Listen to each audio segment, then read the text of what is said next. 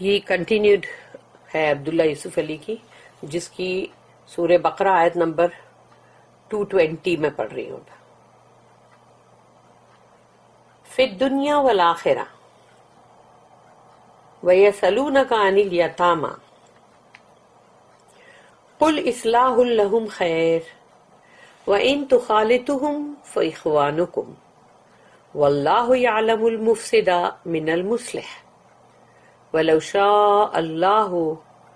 لَأَعْنَتَكُمْ إِنَّ اللَّهَ عَزِيزٌ حَكِيمٌ۔ تو یہاں پر اللہ یہ آیت میں بول رہا ہے، سیکنڈ والی 220 فی الدنیا والآخرہ، یعنی کہ جو اوپر کی آیت میں بولا گیا تھا کہ تم غور و فکر کرو، تاکہ تم غور و فکر کرو، ہم نے تم کو ہر چیز کو اللہ نے بہت ہی اچھی طرح سے بیان کیا ہے ہر آیت کو، تو اس دنیا کے اندر بھی اور آخرت میں بھی، تاکہ تم کو دنیا اور آخرت دونوں کے لیے تم اس کو دھیان دو، اس کے اندر تم دھیان دو اور اس پہ غور و فکر کرو، کنسیڈر کرو اس کو۔ وَيَسْأَلُونَكَ عَنِ الْيَتَامَى، اور اب یہ آپ سے پوچھ رہے ہیں یتیموں کے بارے میں اور آرفنس کے بارے میں، یہ آپ سے پوچھ رہے ہیں۔ قُلْ، ان سے کہو، اصلاح لہم خیر، یعنی اگر تم اصلاح کرتے ہو، جو تم بہترین سے بہترین ان کے لیے جو بھی چیز کر سکتے ہو، جو ان کے ہت میں ہے، جو ان کے لیے خیر ہے، تو پھر بیسٹ ہے وہ۔ وَإِن تُخَالِطُوهُمْ، اور اگر تم ان کا جو بھی ہے، ان کے پاس جو بھی مال ہے، پراپرٹی ہے اور تمہارا ہے، ان کو ملاتے ہو، تخالطوہم فإخوانکم، تو وہ تمہارے بھائی ہیں، وہ تمہارے بھائی ہیں، تو تم ان کا مال اپنے مال کے ساتھ ملاتے ہو، اور یہ سوچ کر ملاتے ہو کہ بھئی مجھے دونوں کو الگ الگ دیکھنا، مینج کرنا مشکل ہوگا، تو میں ایسا کرتا ہوں دونوں کو ملا دیتا ہوں، لیکن برابر اس کا پروفٹ اس کو ہی ملے گا اور تمہارا پروفٹ تم کو ملے گا، تم ایمانداری کے ساتھ اس کو کر رہے ہو، تو پھر وہ تمہارے دین میں بھائی ہیں۔ لیکن اگر تمہاری نیت یہ ہے کہ ملا دو اور ملانے کے بعد خود ہی کھا جاؤ بڑھیا بھاگ، تو وہ پھر اللہ اس کے لیے کبھی نہیں چھوڑتا۔ تو یہاں پہ کہا واللہ یعلم المفسد من المصلح، اور اللہ بہت اچھی طرح سے جانتا ہے کون مفسد ہے، یعنی فسادی، جو اس کے اندر شر مشرف کرتا ہے، یعنی کہ فساد کرتا ہے، من المصلح، اور وہ جو ایک اچھائی بھلائی کرتا ہے، اصلاح کرتا ہے، تو اللہ وہ اصلاح کرنے والے کو بھی جانتا ہے اور فسادی کو بھی جانتا ہے، تو اللہ کو تو کسی کورٹ کچہری وکیل کسی چیز کی ضرورت نہیں ہے نا۔ وَلَوْ شَاءَ اللَّهُ لَأَعْنَتَكُمْ، اور اگر اللہ چاہے تو تمہیں بہت مشکلوں میں ڈال دے، یعنی تمہارے لیے اتنی مشکل کر دے، اتنی مشکل کر دے، ان اللہ عزیز حکیم، کیونکہ اللہ زبردست ہے اور بہت ہی حکمت والا، یعنی بہت ہی وائز، تو وہ چاہے تو تم اگر ایسی کوئی حرکت کر رہے ہو تو تمہارے لیے وہ بڑی مشکل کھڑی کر دے، پہاڑ جیسی۔ تو اس لیے اللہ نے یہاں پر ایک طرح کا وہ دھمکی دینے کا بھی انداز ہے کہ ان کے مال کے ساتھ گڑبڑ گھوٹالہ مت کرنا۔ Their bearings on this life and the hereafter، تو اس دنیا کی زندگی کے اندر اور آخرت دونوں کا اندر بتا دیا اللہ نے کہ یہ دونوں کے لیے۔ They ask thee concerning orphans، say the best thing to do is what is for their good. If you mix their affairs with yours, they are your brethren. But Allah knows the man who means mischief from the man who means good. And if Allah had wished, He could have put you into difficulties. He is indeed exalted in power, wise. اب اس کی جو note ہے 243، تو یہاں پر جیسے جو continuity کے اندر جو بات آئی ہے کہ اللہ نے ہر اپنی نشانی کو برابر کھول کے بیان کیا ہے، اور اس میں جیسے جوا اور یہ سب بھی آ گیا، تو gambling and intemperance are social as well as individual sense. جوا اور پھر بندے پہ، تم کو پتا ہے جب جوا کوئی کھیلتا ہے تو وہ سیلف کنٹرول تو اس کا پہلے جاتا ہی رہتا ہے، اس کو لگتا اور کھیلوں اور کھیلوں، اور وہ مطلب کچھ زیادہ ایکسیسو مطلب کرتا ہے. تو gambling and intemperance are social as well as individual sense, یعنی کہ وہ سماجی گناہ بھی ہے، لیکن ایک اکیلے کا بھی وہ گناہ ہے، ایک اکیلے بندے کے لیے بھی وہ بہت گناہ ہی گناہ ہے. They may ruin us in our ordinary everyday worldly life. ہماری دنیا کی زندگی جو ہے اس میں ہی وہ ایک عام زندگی اس کے اندر ہی وہ تباہ کر دیتا ہے کہ لوگ تباہ ہو جاتے ہیں.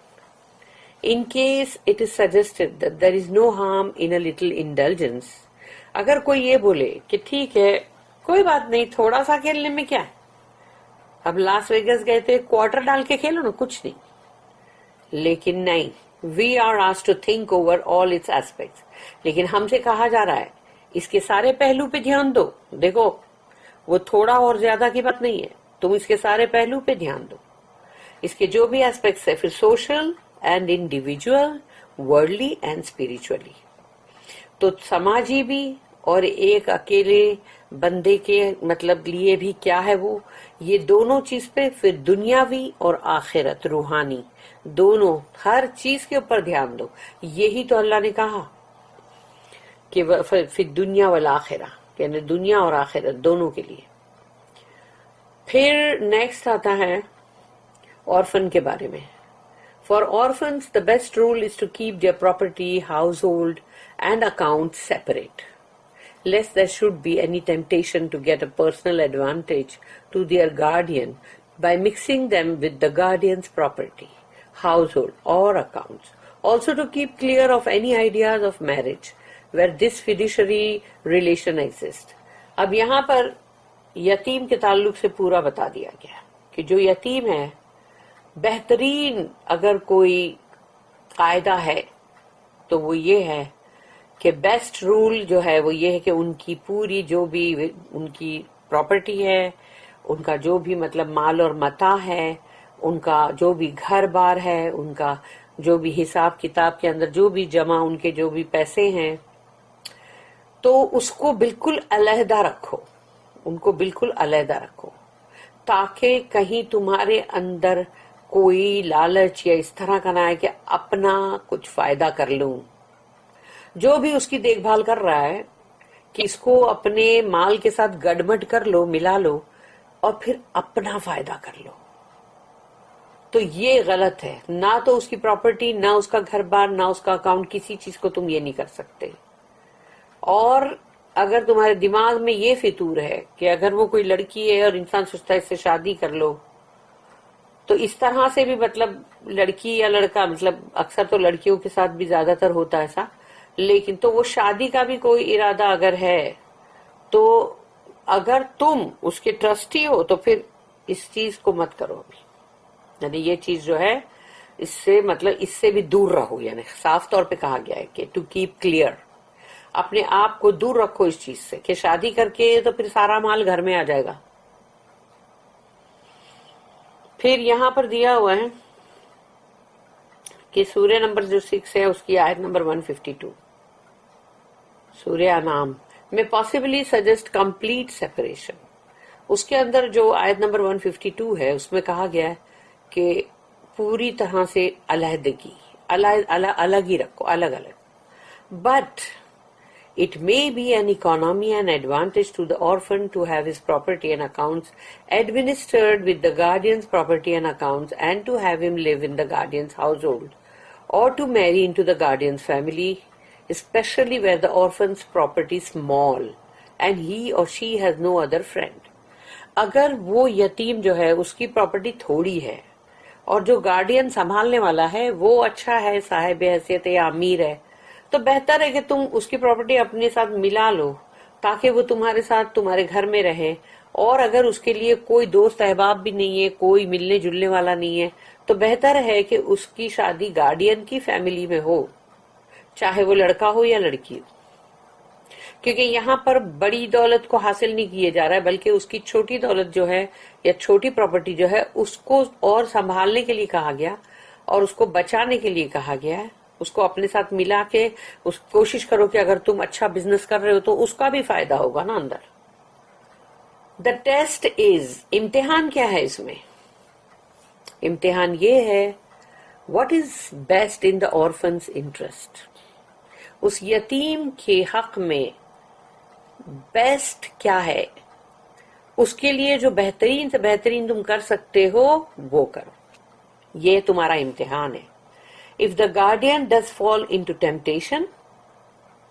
even if human law does not detect him, he is told he is sinning in Allah's sight and that should keep him straight. اور اگر وہ دیکھ بھال کرنے والا جو بھی ہے اس کو دل میں کہیں کوئی لالچ آ گئی، ٹیمپٹیشن آ گیا، تو اب انسان کا جو قانون بنایا ہوا ہے دنیا میں وہ قانون اس کو نہیں پکڑ سکتا، وہ قانون کی گرفت میں آ نہیں سکتا وہ بندہ، کیونکہ اس نے بڑا اچھا صفائی سے کام کیا ہے اور کوئی اس کا شکایت کرنے والا بھی نہیں ہے اور نہ ہی کوئی اس کو پکڑوانے والا ہے، اور وہ دنیا کا جو کورٹ کچہری جو بھی ہے وہ اس کو پکڑ بھی نہیں سکتی. ٹھیک ہے، لیکن اس سے کہا جا رہا ہے کہ وہ اللہ کی نظر میں گنہگار ہے، گناہ کر رہا ہے، اللہ اس کو دیکھ رہا ہے،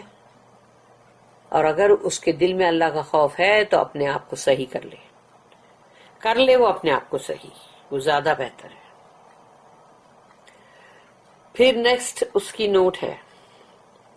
The idea in Islam is not to make Allah's law a burdensome fetter. اسلام کے اندر جو بھی مین تھیم آئیڈیا ہے کہ اللہ کے بنائے ہوئے قانون شریعہ کے لا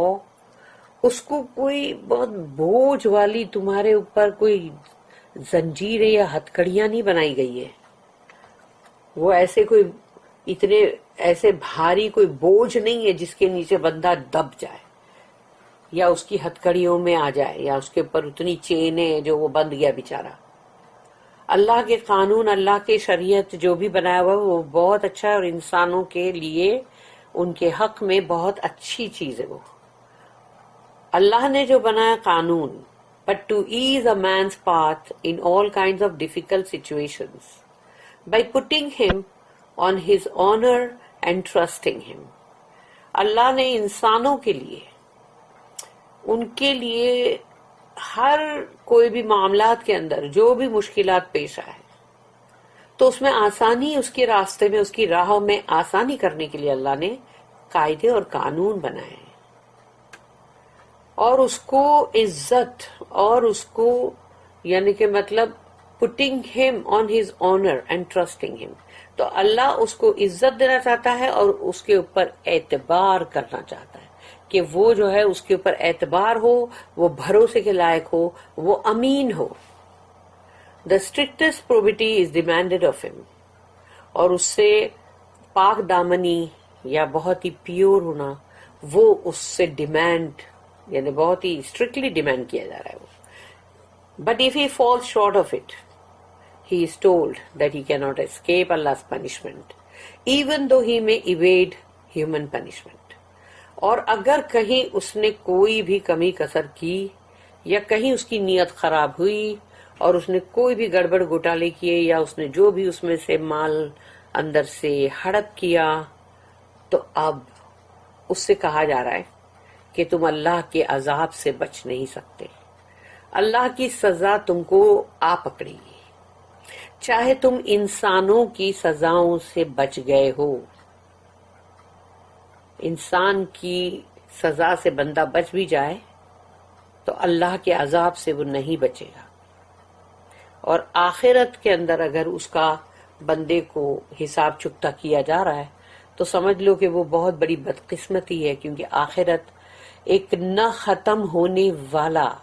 کنٹینیوٹی میں چلنے والا وقت ہے، ہیئر آفٹر، ہمیشہ ہمیشہ ہمیشہ رہنے والا. دنیا تو ختم ہو جائے گی نا، کتنے سال، 50 سال، 60 سال، 70 سال یا بہت 80 سال، کتنے سال جیے گا بندہ؟ تو اتنے سے سالوں کے لیے تم اتنی ساری چیزیں غلط کرو اور پھر بعد میں ہزار برس آگ میں جلو، تو یہ عقل مندی ہوئی کہ بے وقوفی؟ پر دنیا کے حساب سے شیطان کی شکنجے میں پھنسنے کے بعد بندہ یہی سوچتا ہے کہ نہیں میں تو بہت ہی چالاک ہوں اور بہت ہی مطلب ہوشیار ہوں، جو میں نے یہ جو بھی میں نے یہ کیا، جو میں کر رہا ہوں چالاکی کے کام، یہ میں کتنا ہوشیار ہوں. یعنی کہ تمہارا جو لیڈر ہے وہ شیطان ہے اور تم اس کے فالوور ہو. لیکن اگر اللہ کی بات کو فالو کرو گے تو آخرت میں یعنی یہ چھوٹی سی زندگی ختم ہوئی اور کھڑاک سے وہاں بڑی زندگی سٹارٹ ہوئی، آنکھ بند اور آخرت شروع. تو وہاں کے لیے تم کو کیا ملے گا؟ جنت، نبیوں کی، رسولوں کی صحبت، اللہ کا ساتھ، اللہ کا دیدار. یہ سب بہت بڑی بڑی چیزیں ہیں. انسان اگر اس کی ویلیو نہ کرے اس دنیا میں تو وہ سب سے بڑا بے وقوف ہے.